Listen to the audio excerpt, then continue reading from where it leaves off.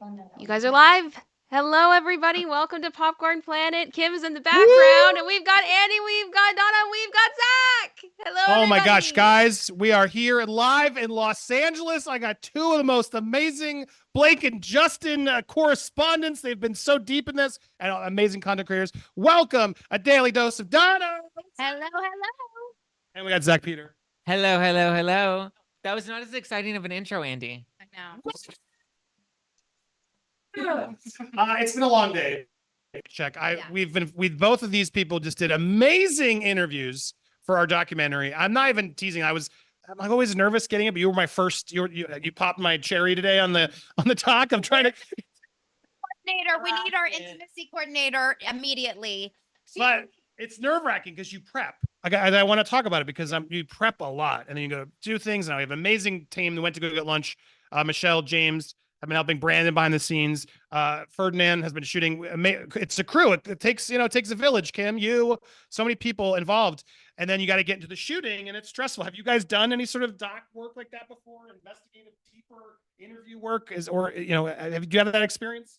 I've not done a lot of documentary. We've been doing a lot of live streams and talking about it, but not like this. It's different because I don't know, in live stream, I don't know, maybe you prep more, but I prep, of course, but I'm just saying when you have cameras and crew, you gotta come. It's a whole different beast. What about you?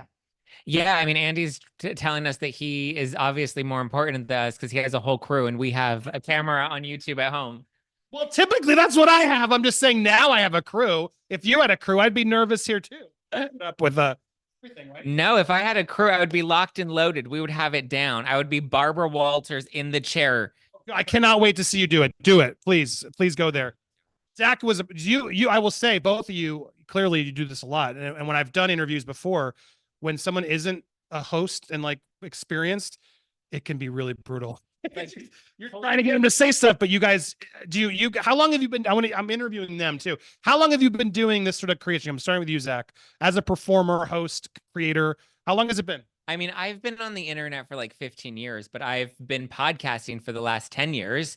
And then now YouTube-y stuff is a lot newer for me, but yeah, it's been a minute, but like on stage, I've done live shows. I've done all of it.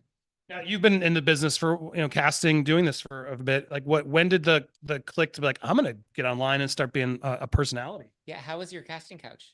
Oh my God, we're sitting on it right now. This is my casting couch. No, I was a casting director for years, and then and a talent agent, and then I started doing this a few years ago. But I wanted to have a radio show. I wanted to be Barbara Walters when I was a kid. So like it's full circle. Yeah. And now you're Nancy Grace. What the hell? You're Nancy Grace. Well, I'm excited because I can tell you they did fantastic on the interview, and we're really breaking down sort of the timeline, the whole process, the TikTok sleuthing, the evidence. I think it's as I'm learning from you guys, you share what I share of just a frustration and a pursuit of justice and getting the truth out there. And I feel like you're all doing amazing work. You should be subscribing if you haven't already to these channels. Mods, share the links.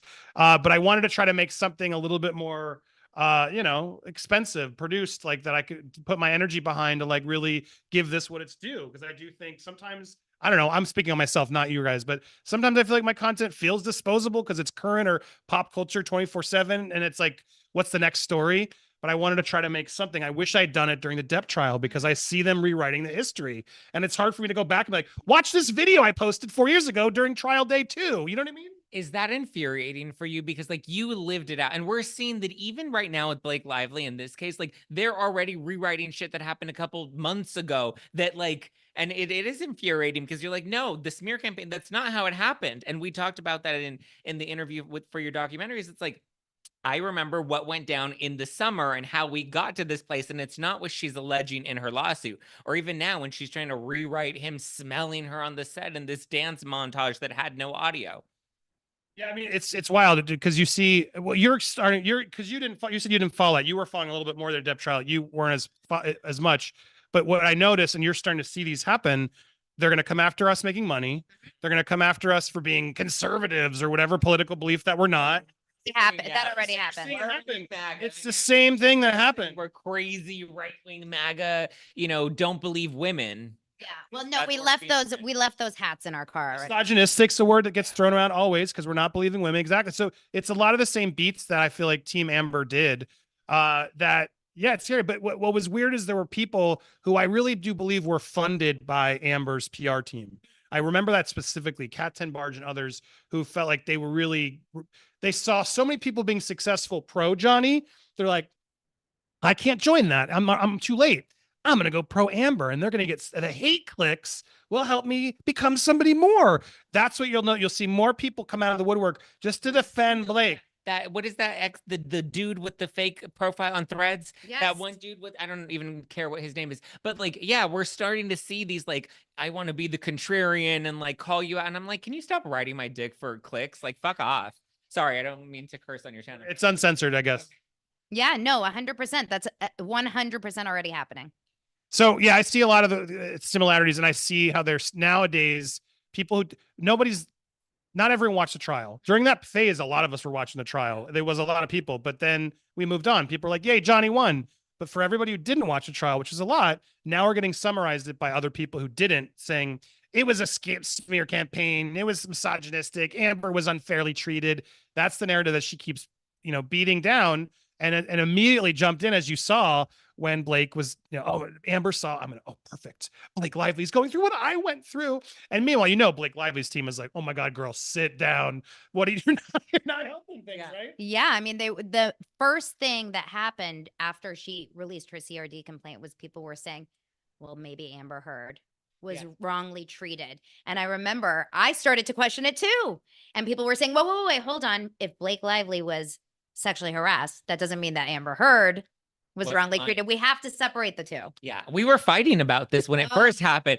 I was like, Donna, we should go on our channels and like debate this because I didn't believe Blake and Donna did believe Blake, but obviously I just hate women. But like, I told her we should debate this on our channels, and she was like, Zach, we will fight. Like, we will legitimately fight if we go like we cannot do the content because Donna took the allegations so seriously. But like, and I remember the Amber Heard stuff, and it was just rich that her statement in support of Blake Lively was, I know how people can spread false narratives on the internet. And I'm like, girl, isn't that what you lost your defamation case for, was over a tweet that you put out? Like, come on. Yeah. Well, so we're going to talk about the hearing that happened today. Just tease. I think that's our summary, Kim. Us, because you guys caught pieces of it. We're going to talk about that hearing today because I got a lot of takeaways. I've already talked to him a bit. We're going to talk about that. That's the main thing. But before we get there, I don't want to keep holding the mic over. You guys can hold the mics. I want to follow up on that because that was fascinating. I learned this as I interviewed them both. You guys had a big fight. Like you believed Blake. You believed Blake when that first thing came out, which was no disrespect. I believe women, and Zack hates women. Yeah, that's basically what it is. But no, but for real, you had this thing because you guys go back, right? You guys are friends, and then you had this, and you were telling the story of like Zack had to sort of was fighting you in the fact. Here, you can take guys. So I really liked thinking that Blake was the problem since August. And then when her complaint came out, I said, oh my God, I totally got by the smear campaign. Blake was sexually harassed by Justin. I read the complaint. I believed the complaint. And I called Zack and I said, you don't even know. Like, look at what a jerk Justin Baldoni was. I fully believed it. Andy, we don't need you. No, I'm just, I said, we don't have any reason to not believe Blake. Why would she ever say these things? I was so sad for her. And I called I called my friend Justin Baldoni. I called Zack and I said, Zack, look at this. And Zack said, oh, that's nice. Yeah. And I called Zack and Zack questioned it immediately. He was going through the claims. He was like, well. And my first inclination was, Zack, why are you not believing her right away? Why would a woman say these things? And we weren't talking for days. Yeah, well, first she's like, you need to read the complaint, and I was like, absolutely not. I think I told you send it to Daryl, which is a Vanderpump Rules nod. I was like, I'm not interested in this. And then eventually, as I was reading through it, I was like, this doesn't make sense. Like, she's saying that they were doing astroturfing, but in order for them to know that as fact, they would have to like subpoena and do like get metadata and like actually have something substantial to prove that. I did. Metadata. Well, maybe I didn't say metadata. He did not know that word. I feel like I learned. No, I did. No, that's not true. That's not true. I did know metadata from Deb V. Heard because the metadata they found out that the photos were edited and doctored. Yes. That they were doctored. So I did know metadata, but I knew astroturfing was something that stood out to me in her complaint because I was like, how does she know that this dude, Jed Wallace, astroturf? Like they would have to subpoena him and get information from him to prove that. And like, it's a lot of claims without actual evidence. And so eventually Donna saw the light when That light. What was it that made you see the light? It was Justin's complaint. Justin's complaint came out, and Zack kept saying, Donna, you have to look between the lines. You have to read between the lines. And I started to say, I am not someone that has ever said I will believe anyone blindly. I am a woman, but I am not someone that believes all women just because they have women parts. I believe the truth. And I saw the cracks. Yeah, fascinating. I love, and that was thank you for sharing the story because it's interesting because I fell for it a bit too when I first saw it. I'm like, because you gotta also be careful because if she's telling this truth, you don't want to seem like misogynistic and wrong. You do want to listen to people when they come forward. You do, but you also be like, all right, now Justin, your turn. What do you think before I condemn you? Which is what I think social media and everyone does now is they condemn you before both sides come out.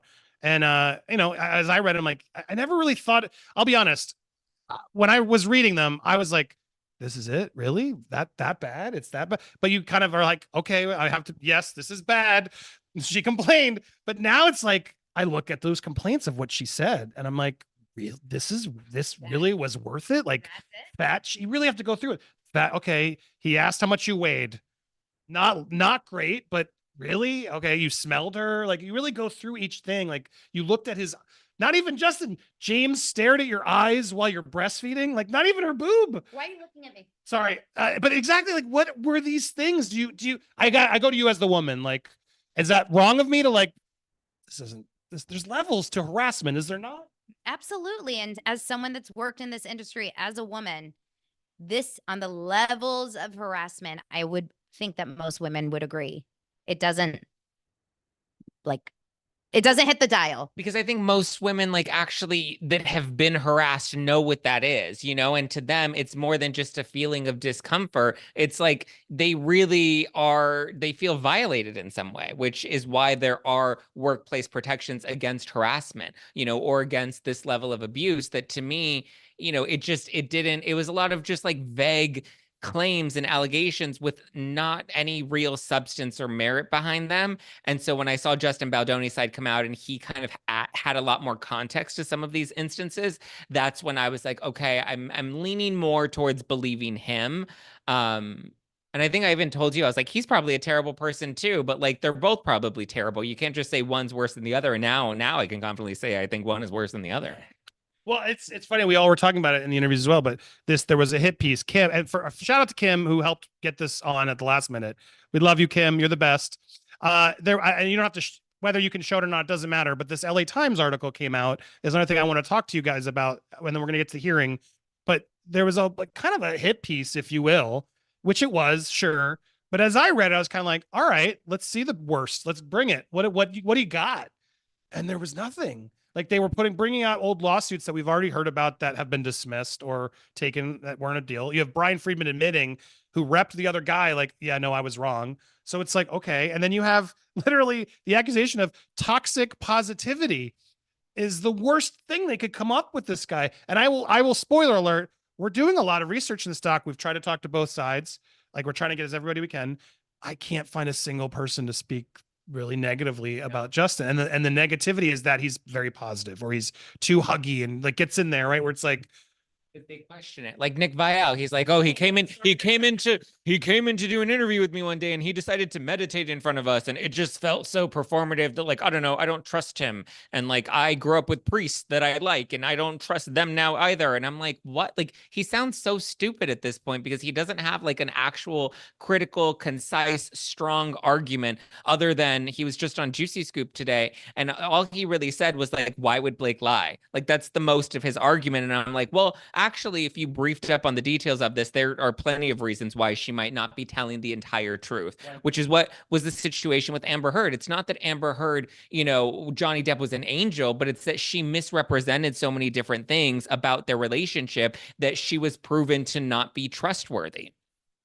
It feels like in this world of entertainment, having worked in the industry, I know you also have worked in I mean, you've been on sets before as well. You've worked with celebrities, you've worked with so many people. I think we all need more toxic positivity. There's so many pieces of shit. You already broke the cursing rule here. There's so many pieces of shit on set. There's so much aggression. There's so many a-holes. I mean, Ryan Reynolds was on a set where a woman died on set because of unsafe procedures. Bring on the toxic positivity. Like, why can't we have more toxic positivity on set where they were bringing kind remarks, where they were saying, like, how can we make your day better today on set? How is this a negative? Like, what in the world? I mean, I'll play devil's advocate. I can see a negative. It's like if you're bringing your faith into a work meeting and you're making us all pray, like, I don't really want to deal with that. Like, at the same time, I got no problem if you want to do that. But there's certain instances where I could see that indifferent, that maybe like, this isn't my favorite. I could see those complaints, right? I could see like, I don't want to be all happy all day. Like, sometimes I do want to go to my Uber driver and put my headphones on and leave me alone. I don't want to have a talk. I'm not in a good mood. There are certain days you don't want to deal with an overly positive, like, it can be annoying some days, no? Yeah, but I don't think that that's actually what happened. I think that he had elements of that, but I don't think that they were like, you're not allowed to be in a bad mood on set. I think that they were saying that he had elements of that and they were trying to, you know, look at the bright side of things, or maybe bring, you know, elements of, hey, let's think of 3 great things about, you know, the production that you're working on today versus come in and complain every day. In terms of his faith, they didn't force people to pray. It wasn't like, well, yeah. I mean, and also, to be fair, I saw this argument made online, so it's not entirely my own argument, and I'm sorry, I don't remember who posted it, but that, like, They will be very they will be pissed at me. It's okay. You can drag me in the comments. That, like, In-N-Out and Chick-fil-A are very much, you know, they have conviction in their Christian values, and people will choose to go there or not go there, or take their Bible verses on their, you know, on their printing and like be like, yeah, we're okay with this, or we're not okay with this, or I'll eat there, I won't eat there. Like, they'll just respect it and let it be. That, like, you know, to me, this is kind of no different. He has faith. He is openly expressive about that. But like, if you don't want to work in this culture, if you want a toxic work environment, like, go work for Blake Lively. Yeah, well, it's truthful. I'm playing devil's advocate. I don't disagree. It depends how much it goes, but at this point, it's like, well, clearly you know what you're getting when you work with Justin, and now we know what you're gonna get when you work with Blake. I will choose Justin every day of the week over I would Blake Lively, which is seemingly such a toxic thing. Was there anything else that surprised you in that interview? The hit piece from the LA Times? That they were all anonymous. Nobody was willing, like the Sisterhood of the Travel. Yeah, like the Sisterhood of the Traveling HR complains. Nobody was willing to go on record, which to me is very telling.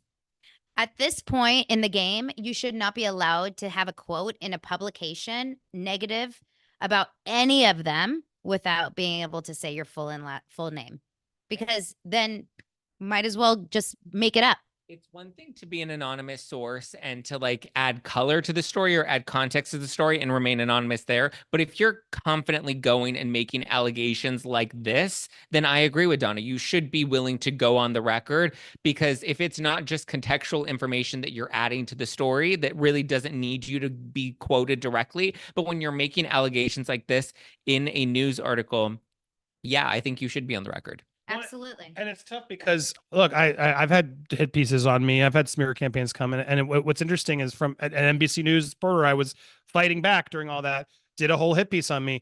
And who did she source? Literally the 2 people online that despised me and made negative content on me, who never met me or knew me in real life, just had beef with me or disagree with me. And that's how she fucking sourced it. So it's like the reality is like, I don't know. So even if they give them the name, I still always look at a source. And I'm like, were you disgruntled? What really, there's always a more Thing. But that's why it's important for them to be on the record, because then people, yeah. Who knows? Maybe those two people were fired because they did a bad job, or they called in sick 3 times a week and they got fired and they're pissed because they weren't able to get another job. I think we can all get articles in the LA Times written about us by people that don't like us personally, but have never worked with us, and they just are anonymous sources. That's not fair. LA Times should do better, and it shouldn't be allowed. They're all doing poorly. That's why we're succeeding. They're all so jealous. I mean, the NBC News reporter did it, got fired, and is now independent. Meanwhile, this person had always ragged on me. Oh, independent, you're a grifter. But the reality is, no, we're not grifters. They think we're grifters, but I think we're building a community of people who like the way we do it, and we are transparent. Do you agree that's the most important thing? Transparency. But this just in, though, I just found out the source was Nick Viall and Lion Reynolds. But today, I feel like reason mainstream media is failing. There's 2 reasons. It's lack of transparency, but I also think it's running time. Like, people don't want to just hear it in 2 seconds all the time if they're going for news. I think the ability that YouTube and some of these platforms, we can sit here and talk longer and get to know the audience, and they can get to know us, and we can read a complaint for 5 hours, really does build more trust. And we get to actually see, everyone together reads it together to form their own opinions rather than be told what the opinions. Yeah, whereas I think a lot of mainstream media is just they don't have a connection to the audience, that I think the audience trusts us because, like you said, they have gotten to know us and they watch us do the work, right? When we do a 4 or 5 hour live stream where we're going through the court documents, they're seeing our train of thought and they're following along with us, and they're seeing how we're getting to the conclusions that we're getting to. And there's not this arrogance behind what we're saying is like, you need to take what I'm saying as gospel, which I think we do have in a lot of traditional media of like, we're the media, you're supposed to listen to us. Like we're the authorities on this because we report the news, but it's like, you've lost the people, and doubling down on this isn't helping. Well said. All right. On that note, I'm bookmarking it, Kim, so we can, if we do decide to adjust this, I'm clicking. Did you guys know this feature? It's cool. That way, when you go back to your replay, it tells you at this point, that was where you bookmarked it. Because we may just clip this portion. All right. Welcome back to the live. We just had a whole conversation, or maybe we kept this conversation. I don't know, but I'm keeping myself, start take 2. Fuck, I'm tired. Welcome to the live. I'm here with Zack and Donna, and we've been talking about just working together, working in this space and covering the story and what it's meant. But I wanted to get to the main story. I highly encourage you watch this whole show. If we did trim this, I think we did. But we're here, and I'm here in LA working on this documentary. We've been interviewing people. They were so gracious enough to be interviewed, and they were fantastic guys. Get ready. It was so nice to sit and get a real information from them. But as this was happening this morning, we also got a hearing that happened on the phone between Blake and Justin. And we got to listen. I was just fascinated because it was the first time I got to really hear both sides sort of speak and present their arguments. How do they feel? Confident? Are they strong? Are they smart? Who's actually winning this? I want to go through and talk to you guys about sort of the takeaways that happened in that call and get our thoughts. I'm going to start just in saying the first thing that sort of really surprised me was just how nervous Team Blake felt. To me, like, incredibly nervous. Like, in the beginning, I was listening. I'm like, okay, I can seriously see where you're coming from, but I want to hear the other side. Like, is this normal? Is it, because I was sort of still understanding, like, how much are they really asking for was unclear to me in the beginning. So I wasn't as negative. But then when Friedman came in and was like, bitch, this is how it always is. What are you talking about? Publicists aren't special. Everybody knows who has what celebrity publicists. They're out there telling the media, do this, do that, do that. Also, celebrities shouldn't have more rights, special treatment than the rest of us do. And the way he came in firing, I was like, damn, like he was like a bloodbath in a way where I really felt, Blake is, and it really screamed to me like Blake does not want her celebrity friends to be brought into this. And it felt like almost Blake was yelling at the lawyers, do not let them we have to be able to block the names. We have to be able to block the names. And the vibe I got from the judge was, I don't think they're going to block the names. Go ahead. What do you think? The judge, you could tell, was kind of just like not impressed with Lively's arguments. But then the other thing too that I thought was pretty jarring in comparison to the two legal teams is she had like 5 different attorneys that were all kind of interjecting and they were all nervous. But Friedman was the only person representing the other side, and he was like confidently just like pew, pew, pew, shooting them all down. And I thought that he really did a stellar job. He didn't waver, he didn't sound nervous at all. And they just kept kind of getting flustered and like, you know, the arguments that they were making were so ridiculous that like Leslie Sloan, you know, one, shouldn't have been brought into this, and two, like she has privileged information, like her client list. She can't release her client list publicly. She has to protect that. And as you said, what celebrity publicist is protecting their client list? This is something that they want out there. There were so many arguments that just like were dead in the water, but it's also, you know, it's so interesting because when you just are listening and you're not seeing their faces, all you can go off is the tone of their voice. And I swear I heard their voices quiver. Like I felt like I heard the female voices quiver, and it's because the Blake voices, Lively sides were female. And then of course, Friedman was Justin's. And because you hate women, Zack hates women, he understands that, you know, the women, I want to believe that there are powerful attorneys, but I don't believe that they believe in their own case. I feel like they're like, shit, we have a job to do here. And Blake Lively is wringing our necks trying to get us to do this for her to protect Taylor Swift. But we have no case here, and we are desperately trying to protect her mental records, her mental health. It was her privacy, her medical records, and her and they protect the communication that didn't need to be brought into discovery, like essentially the text messages with Taylor Swift, which was just rich considering they were trying to get 2.5 years of phone records from Baldoni's team, which they said was a bit of a stretch. And yet here Blake Lively's team is saying, oh, well, actually, you know, we don't want to make sure that any unrelated text messages get out. And all I heard from Friedman was saying, celebrities are just like us. You don't get special privileges because you're a celebrity. You started this shit. Let's open the door. Let's let it all out here. And I loved Friedman's way of saying is like, don't create extra work for us. Yeah. You're wanting, if you want this, that's fine. Then you have to do the extra work. Yeah. Well, that was to explain for because just so we're clear, we weren't allowed to post that. We weren't allowed to have that. And I hope anybody who was watching it shouldn't be supporting that, because I don't want to lose access. Like, this was legally not supposed to be shared. It was a call-in number that could be for public or press. And that's what it was. And they made it very clear on the line not to post it. And we called in advance because we would have streamed it for you. And I'm sure all of us would have streamed it if we were allowed to, but we weren't. And I just don't want that to get out there. If you're seeing those links, I'm not trying to preach to you, but careful, because it's going to hurt us all get access to the limited access that we get.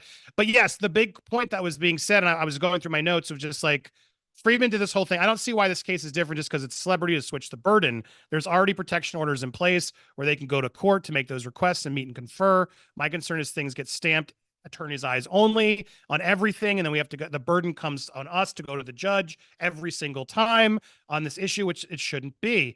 And he's right. Basically, that's idea. Like, if everything gets to be stamped attorney's eyes only on things that Blake's being careful of, and then if there's a question they can come, of course Blake's team's gonna be like, nope, sorry. And then Team Justin's got to go to every time a judge and go to complain every single time. Whereas Friedman was making this point that it's like the burden should be on you. There is a place and already happening. If you want extra protection, go request it. You could come to us still, but go request it. And that way the burden is on them. And the way he explained it made so much sense. No? Yeah. Yeah, and I also want to add that even the judge made arguments against Lively's team by saying, like, you're trying to protect things from coming out in discovery, but because you have high-profile clients. But guess what? Public clients mean that there's going to be a public interest. And the reality is, if this goes to trial, which is what they're asking for, they want to take this to trial. If this goes to trial, these things will be made public regardless. So what is the point of concealing it now if it's going to be accessible to the public eventually? When the judge is making those arguments against you, that is telling to me. And there was a couple of other things that the judge had to like intervene against Lively's case. Like when, or Lively's side, one of the attorneys said something and the judge was like, excuse me, I'll be making that argument. Don't you worry. Well, hold on, because I want to give that. It was the I have it slap back. Yeah, it was. Unwillingly. This is exactly why we need it. She was dragged into this court uncertainly. Unwillingly. Yeah, unwillingly. And the judge literally said, I wrote it back, clap back. It will be up for me to decide whether she was brought in unnecessarily. Unnecessarily was the word. Which, yes, thank you for, because I was like, dang. I feel confident. I would be very surprised if Lyman goes the other way and doesn't go in Friedman's favor here. To ask that, I felt he was very fair. Like I felt like he was very listening to both. He cut off Friedman at points, but it almost felt like, because he's like, I got you on that one. I know for sake of time, please move on. But what did you think of Lyman? Yeah, I thought he was very fair.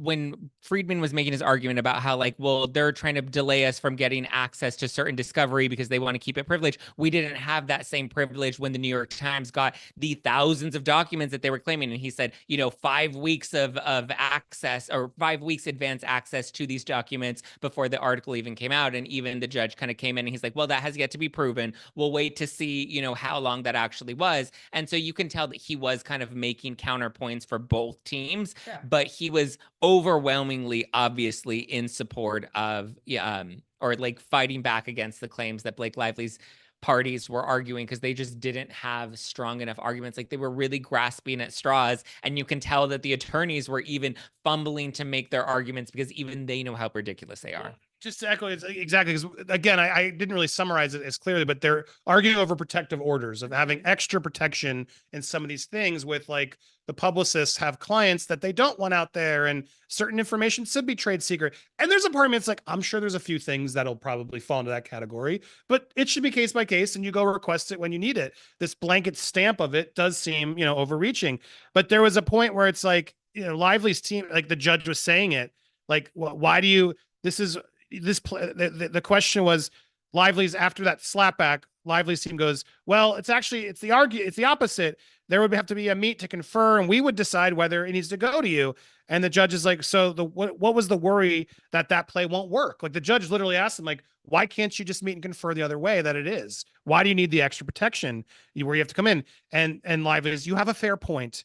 So even they had to sort of back down at certain points, is what I was noticing throughout of it.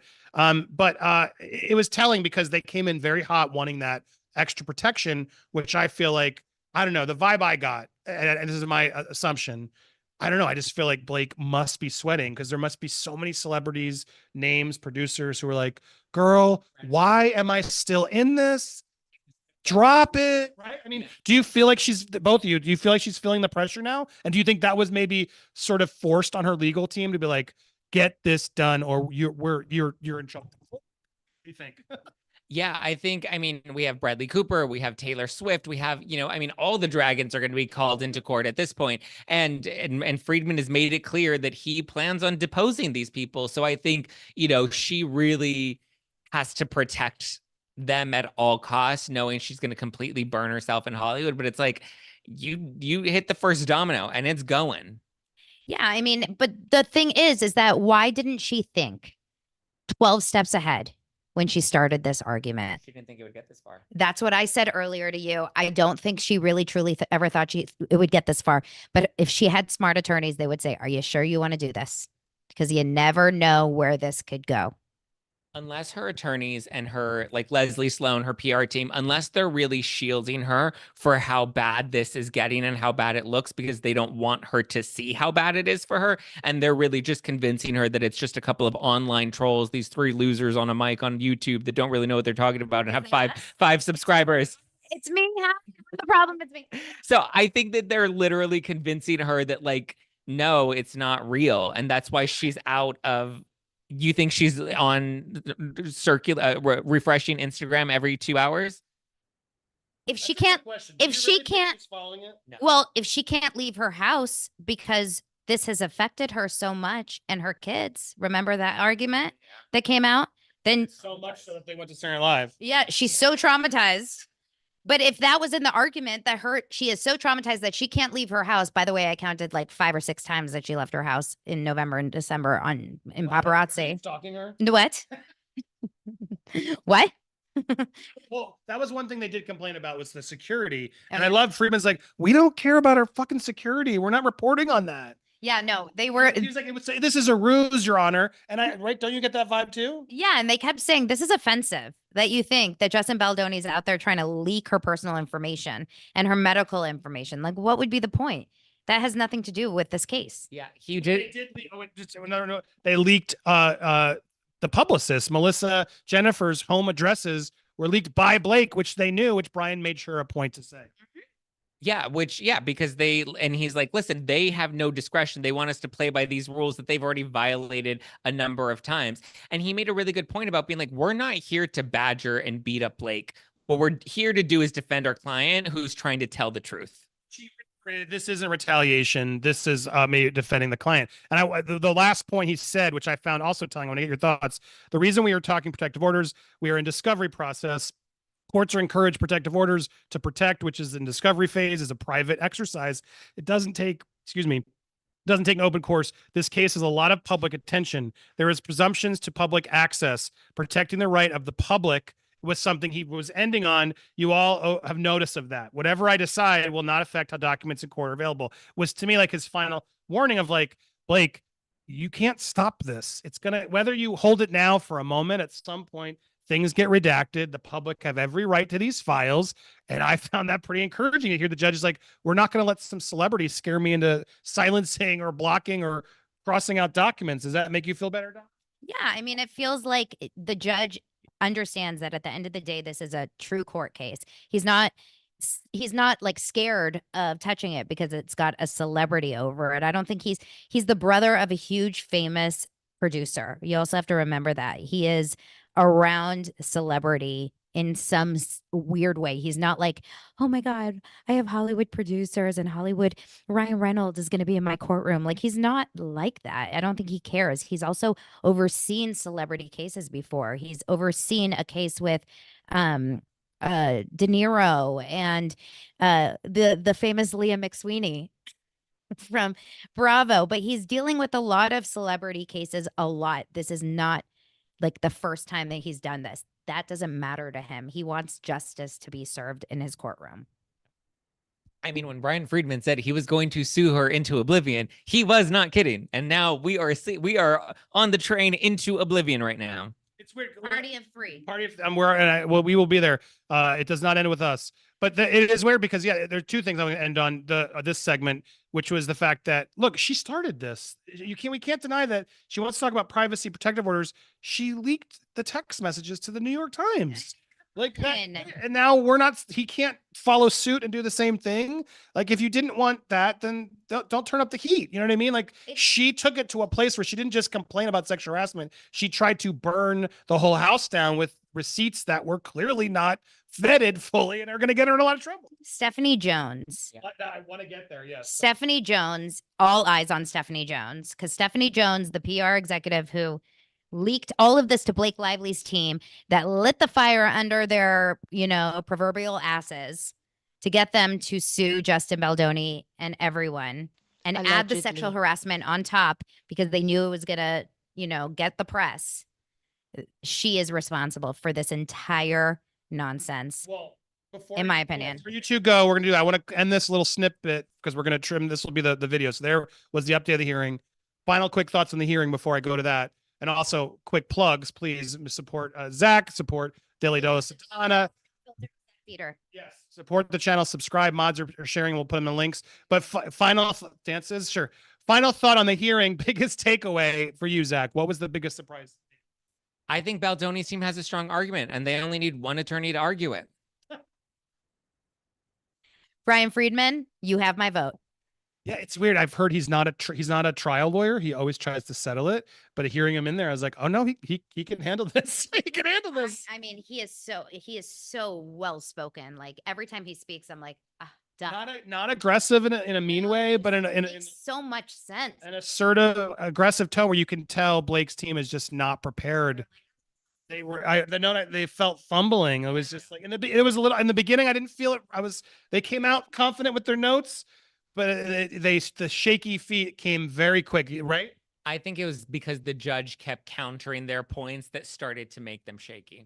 But it was very telling to finally get a taste, and it's why this whole thing should be televised, or at least the audio feed, something. Even if we don't televise it to the public, there should be access like this for the whole trial, so we could, because you get so much more out of it when you hear how they speak about it, what's happening. Hearing this from just a reading about it isn't effective enough, and it's shocking.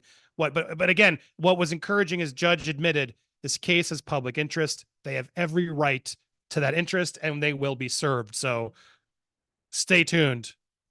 Now, I pinned that before. We have a few more minutes. I want to make sure I let you guys go, but Stephanie Jones, because we're going to talk about this documentary with there. I'm curious you guys' thoughts. This is a person that hasn't been mentioned a lot. I mean, she has been, but I feel like not enough creators and people are really uncovering who really is this woman. And do you think she's more instrumental in this than anyone's really admitted?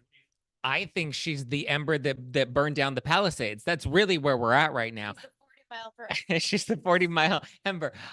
No, I think she was upset. This is just my theory. This is all conjecture, but like, I think that she was upset that she lost Jernnifer Abel, and Jernnifer Abel took Justin Baldoni and Wayfair with her, which also comes with Steve Sorowitz, who's a big cash cow.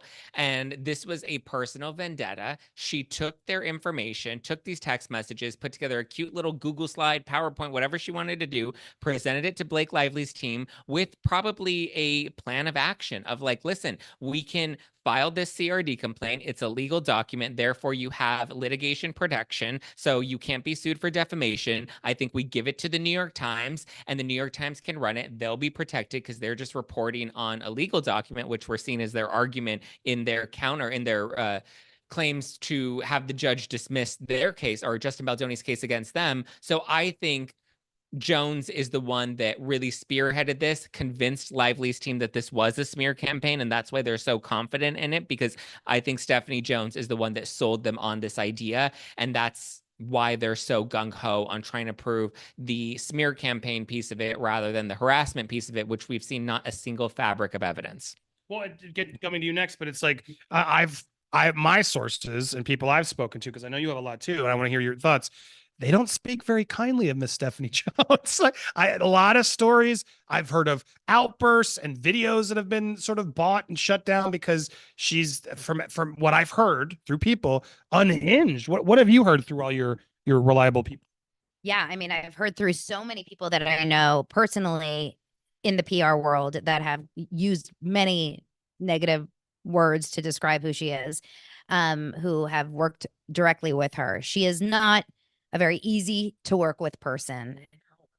There's websites on her called like StephanieJonesLeaks.com, StephanieJonesLies.com. Which I think she probably assumes is all Justin's doing or something, right? Well, I believe they were around before. Yeah, and she's you can Google many negative articles about her that were written by former employees.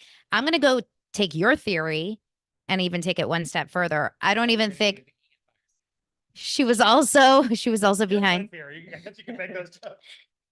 I mean, Zack and I and the fires were it was a big content pillar for us.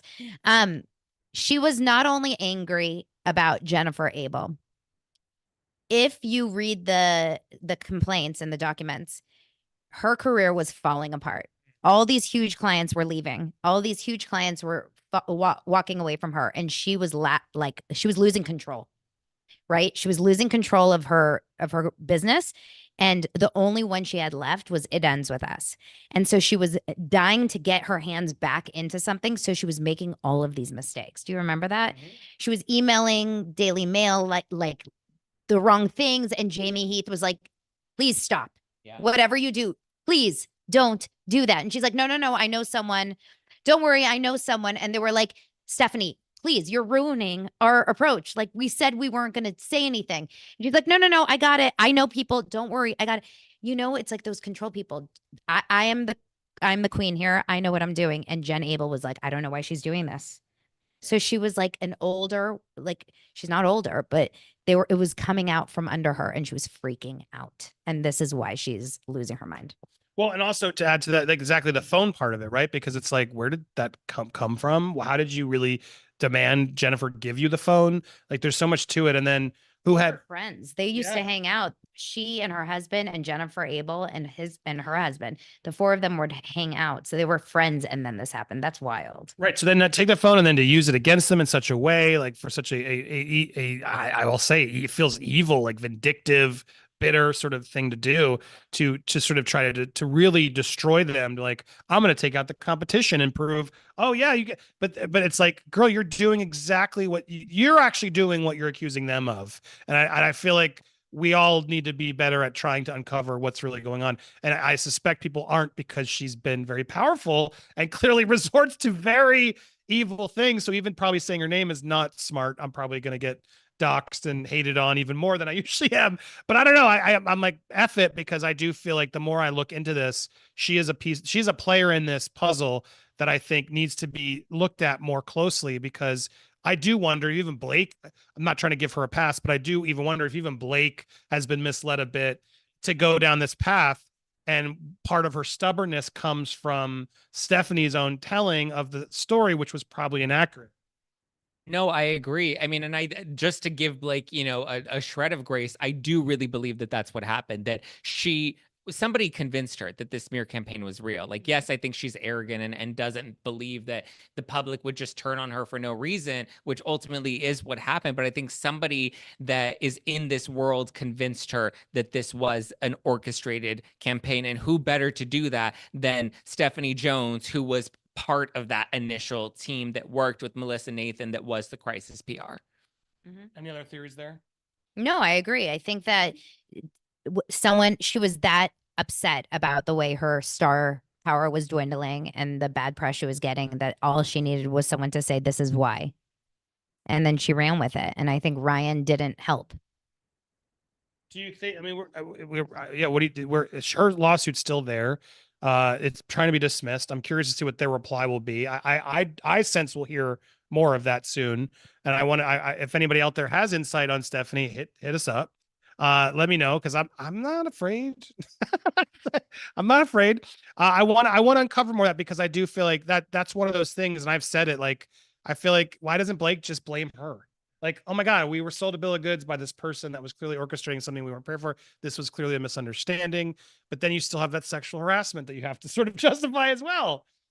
We're going to get there where we're going to see them all turn on each other. The fact that they all have individual counsel, New York Times is already starting. I mean, they're, reasons for why they feel like they should be dismissed is because they're just like, we trusted Blake. Like, this was the story that she gave us. We just did our job and reported on it. So I think we're already starting to see there be some separation, that should this continue to go any further, they're all going to start to turn on each other. Well, 100%. Like, the theories that I'm hearing too, I'm curious from your sources, like, from what I've heard, people are dying to be deposed, because they're like, finally, I can speak because I'm being forced to under oath rather than having to do it and come out without, offending somebody.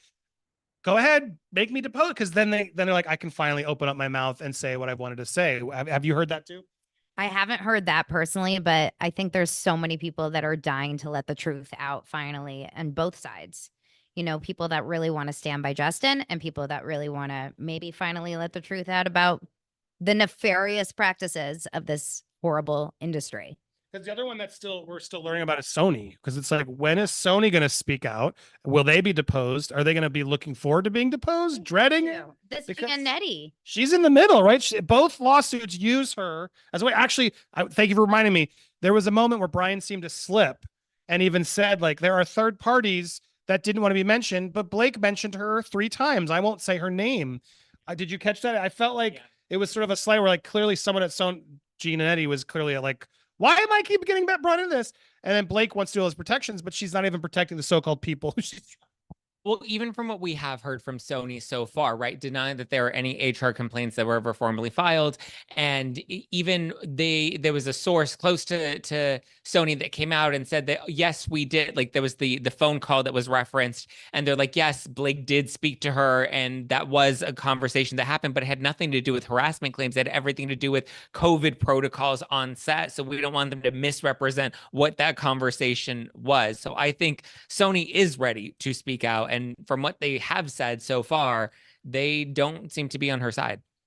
Yeah, I'm interested. Do you think Sony is purposely waiting till then? Why do you think they've been so silent? Trying to not try to play both sides? I think they have too many relationships and they don't really want to get involved unless they have to. I mean, they do have they have upcoming films with a lot of people involved, right? Don't they have this upcoming thing with Ryan? That's another thing. Everyone's pretending everything's fine, Right. right? Everything's It's fine. not. Let's go to SNL and make jokes. Yeah.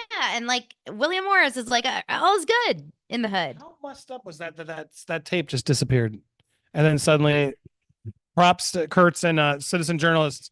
That was wild to me. And when listening to it, it was. If we can sit here and live stream, how can that be a live? Problems. I still got it to work. I know. With the number of tech issues today. But we made it work. We got it to happen. Freakonomics charged money to do a live show with Ari Emanuel and didn't record it. Do you think it was a conspiracy? It wasn't a conspiracy. It was we're not letting this get released. Yeah, somebody shut it down. Yeah, Ari. I mean, that tape of Ari feels like a smoking gun to me because it feels like Well, he's acknowledging malice. Damages. Yeah. It proves damages that he said, I fired him. I'm loyal, ride or die for Blake and Ryan. It's true. Right. Which it is very telling. That right there is a very clear example of damages. I mean, the loss of the second film. They can argue that the film would have gone to a sequel, but now they can, and they've lost their lead actress, and it would be the reputation is tarnished. Like, there's more damage that has been done to Justin Baldoni that can now be proven than there is damage to Blake Lively as a result of Justin Baldoni's actions. of course. Yep. No, yeah. Well said. All right. Well, we're gonna wrap it up in a minute. If you have any questions, what a panel you have here today, chat. It's amazing. Kim, I enter you in the chat. If you because I can't see all the super chats. Were there any questions or comments or things you want to add before we begin the wind down? Sure. Let me go over and make sure that I can get everything. First, want to say thank you to Melissa Whitaker, who has become a Popcorn Planeteer. Thank you so much for joining. Go Planet! Carvin I sent in a super chat saying, smash that like, and maybe Zach will do that Star Wars blaster sound again. Pew, pew, pew. Pew, pew. Tammy Field sent in a super sticker. Thank you so much. Book Lover has been a member for a month on Popcorn Planet. Thank you so much. And said it would be amazing if all of you guys covering this since the beginning got a creator house in New York City if this goes to trial. Coverage like this from you guys and not Trad Media would be incredible for us. I mean, I want to see my kids though. It's not to be the Ryan Reynolds in the bunch. But yeah, we should set some sort of house so we have correspondence. I mean, we're not going to live there from now until then. Well, it's still how long? It's a long couple of weeks. No, she said if it goes to trial. If it goes to trial. Do you share? We were talking about this before, but like, how many times have you had to like, oh God, I got to go to Blake again, and you miss some sort of family event because they keep ruining our days. Yeah, it was the months of January and February were wild. Like I missed a lot of Saturdays. Yeah, it's been nonstop. Christmas, the thing, it's like, come on. I know she was sending me the CRD complaint on Christmas. I'm like, Donna, it's Christmas. I'm with my family. Leave me alone. You're like, I'm perfect. But no, I have talked to Dave Neal we talked about doing a content creator house, or at least a hub where we can all record from. We can stay in our separate hotels or wherever, but at least like a hub that we could all collaborate at during the trial, I think would be fun. We'll be like the reporters outside of the OJ and the Menendez brothers trials with our cell phones. This is the true story of 7 YouTubers picked to live in a house and have their lives taped. Big Brother style. Oh my with gosh. cameras in the corners. Honestly, we'll get so many views. I know. And then we'll like also fight. We'll cannibalize. Okay, what? We'll eat each other. You took it to a new. Okay, Army Hammer, get out of here. Let's invite Army. He has a podcast. Yeah, get him on the trial. He did not like Blake Lively.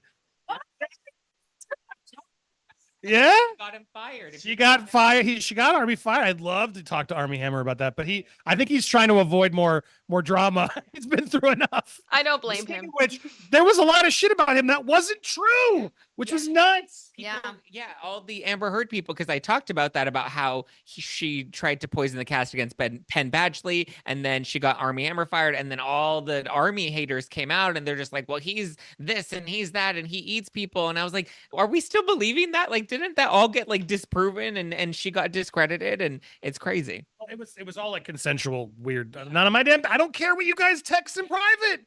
Leave me out of it. That's the reality. My God, people always need to just call everybody out for consenting behaviors. Well, what about perineum texts? Oh yeah. Perineum. No, perineum. Perineum. No, perineum. Is it perineum? I got yelled at on been TikTok. Announcing it wrong this whole time. Why don't I talk you about know my perineum all the time, but I was pronouncing it wrong. Parrot? I know. Now I know how You corrected it fast. Perineum. Any other? What else, Kim? We had a member chat from Nikki King, who has been a member for 12 months. You got your first year. Thank you so much. Welcome, Nikki. Saying, just want to say, go Andy, all your coverage about Snake Lively. And I have to watch the censorship, so I have to just say, Meghan and Harry is super. Thanks, and love from across the pond. Amazing. Thank you for checking out the Patreon and watch. Yeah, I got a lot of feedback on the Meghan, Why I Hate Meghan doc, which was people were like, I was impressed how fair you were, because I think they expected me to come in super hot. And I was like, no, we're going to do this the right way. So thanks everybody who supported. If you sign up to Patreon, you'll get the doc, and you'll be able to, I thought you were nudging me. You'll be able to watch that one. You'll be able to watch that one soon. But thank you for that. Anything else, Kim? No, one just came in, just literally. Now's your chance. Hurry up, chat, and support. Mods, will you share their link trees or their PayPals and whatever? You don't have a link tree? No. It's all the links in one place. Oh, we got to get you one, Donna. No, I have a website with all my links. Oh, it has a website. Well, you have a website. Show them or tell them your OnlyFans. Oh yeah, my OnlyFans. Okay, cool. Go support OnlyFans. Okay, so the super chat came in from Amanda L saying, I would love to see a donation stream for DV, like what happened during Amber Heard and JD, maybe Friday fun days. Well, we have plans. Can you, I know it's hard, Kim. Can you please show, I'll do it here. Can you please get me my favorite Justin image? Oh my gosh. And put it on screen. Here it is. I'm going to get it. I'm going to show them that so the audience knows what I'm showing them. I want to see Zack. I especially want to see Zack's reaction to this, actually. I don't know if I have that image saved on my computer for reasons. You have to search Justin Baldoni Deviant Art. Okay, give me 1 sec. Let me see what I can do. Here comes Oh, and the leather pants, his nice pull pants. It's AI, but wow. Who's to say that's not him? You have to prove it in court. That is him in my dreams, actually. Yeah. Sorry, Andy. The angles aren't all working right now. There's the nubs. We have the custom emojis.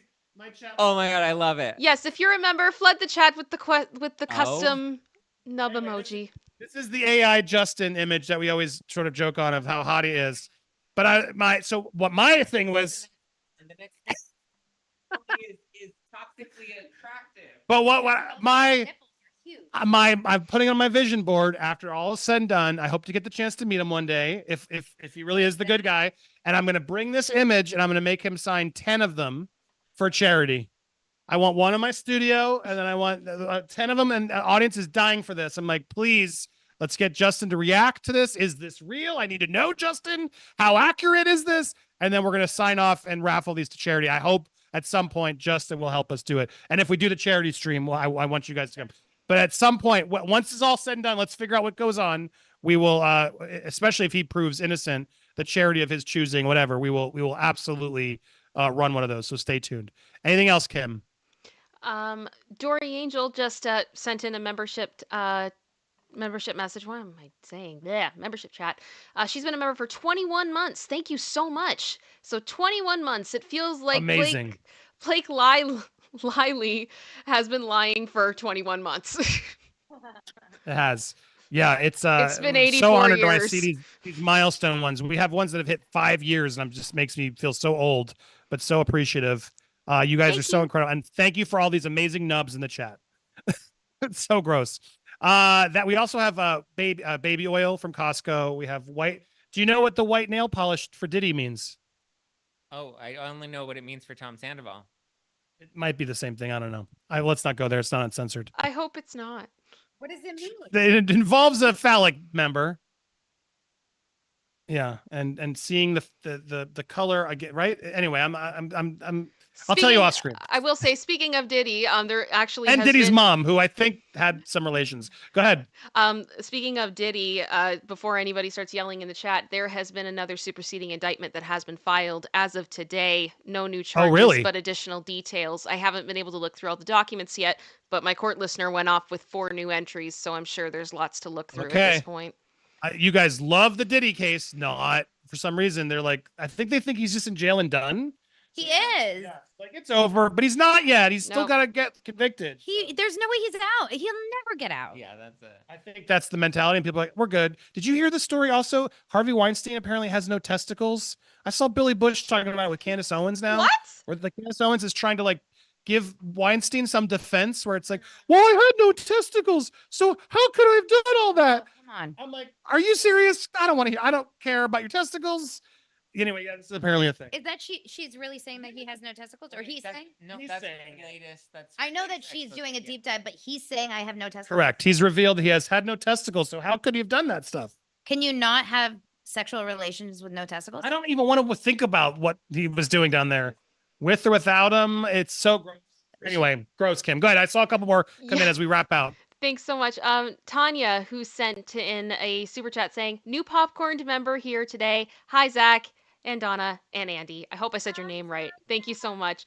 And MC High Life sent in a super chat as well saying, you 3 are amazing. Thank you for your coverage, honesty, and humor. Forever a fan. Me too. These 2 are awesome. I've been watching and supporting. Love their content. They've been supporting us. And make sure you do properly. Go check out Daily Dose of Donna. What do you want to go plug? What do you tell them what happens on your channel? So much, you guys, so much talk of nail polish and body oil and nubs. Diddy and nub. Oh my God, you guys love the nubs. We talk so many nubs, but like better nubs than over here. How slanderous. Yeah, no, just a lot of this stuff. Daily Dose of Donna, 5 days a week and sometimes on the weekends. That's what she said. And on audio. Yes, Zack Peter podcast called No Filter with Zack Peter, streams on YouTube Monday through Friday, and it's available on all podcast platforms. And go follow me. Right now, I'm also living for Meghan Markle's new Netflix series. Oh my God! What a time! So good. I mean, riveting content. Yeah, so bad it's good.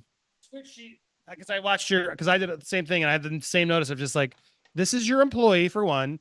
And it doesn't seem like you know him very well.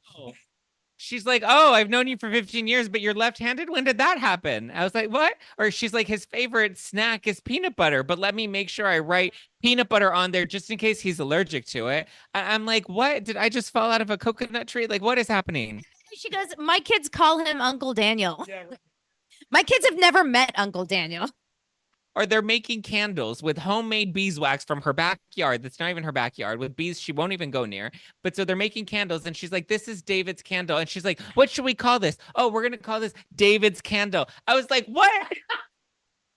She's like the most uncreative person. Like, there's so many unnecessary rhymes that have awkwardness. But the funniest to me was when she confronts Mindy Kaling and is like, oh, look, I can't imagine Meghan Markle at Jack in the Box.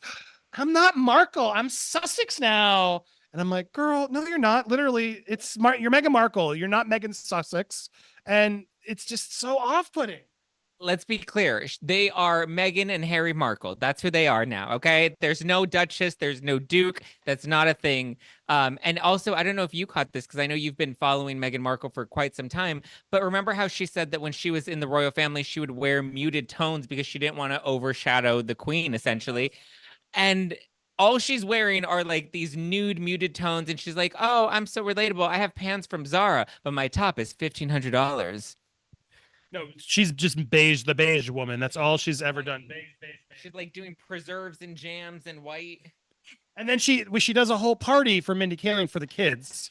And the end of the episode is them alone without any kids, surrounded by balloons and stuff. You're like, where are the fucking kids? Like, why did you make all this? You couldn't even bring kids out? Are her kids real? Have you gone down that conspiracy? Gone down that conspiracy theory. I do think the kids are real, but I do think she uses them as props. They may have been surrogate. She may have had a surrogate, but I do think the kids are real. But yes, we have toyed with that. That the kids aren't real. I have not seen them. I have not seen them. But it's true. She keeps them away. It's very, anyway. Go check out with Hate Megan. Go check out Zach. Go check out Donna. So amazing. We got to get back to work. I smell my Zanku chicken getting cold. I got to go eat it. Kim, thank you so much for stepping in. Check out the video with Kirsty this morning, was so good. Kirsty and I got to meet at her place, and she's so lovely in person. She'll be interviewing with us tomorrow for the doc officially, along with Magnus. So excited about both of them to share their stories. So I'm getting excited, especially now that I've gotten to do my first 2 interviews. They crushed it. I'm feeling even more confident, and we have more coming you're not going to want to miss. So sign up on Patreon to check out the Megan doc and support our upcoming Blake and Justin doc. And please support my friends here, Zach and Donna. Anything else to add, Kim? What did you think of the hearing? Just real quick, what were your thoughts? You listened, right? Yeah, I thought there was interesting emphasis being put on things like the text messages. I thought it was very interesting that they used the phrase profound mental health issues. I think there may be a good amount of hints in there about what exactly Blake is terrified of coming out into the public, and that's something we should be watching as time goes on. I thought Friedman did a fantastic job of representing all of his clients, and as you said, they only needed one attorney, right? So it's very interesting to see how everything is unfolding. I'm hoping we're going to hear more of these hearings from the public. I think it was very illuminating to hear the tone of the judge. At points, I think the judge had just had enough. And I've kind of been getting that as I've been reading some of the filings from the judge specifically, the tone of the writing that he's been using. So I don't think he's going to let any of this crap go, which I think is a good thing at the end of the day. Yes. And I know there were some people that were nervous that he was going to be more biased to Blake, and I did not see that or hear that today. So I guess we'll see as time goes on, but it was a hearing. Yeah, it's sad we won't be able to hear more of those. I hope the whole trial just goes on phone. Wouldn't you like that? That we can just phone in on? Video, but okay. Video would be even better. Amazing show. Thank you to these two. Thank you to all of you that watched. Thank you, Kim, behind the scenes. Thank you, Ferdinand and James and Michelle. You. What an amazing crew we got here. We got lots more coming for you, so stay tuned. Hit the subscribe.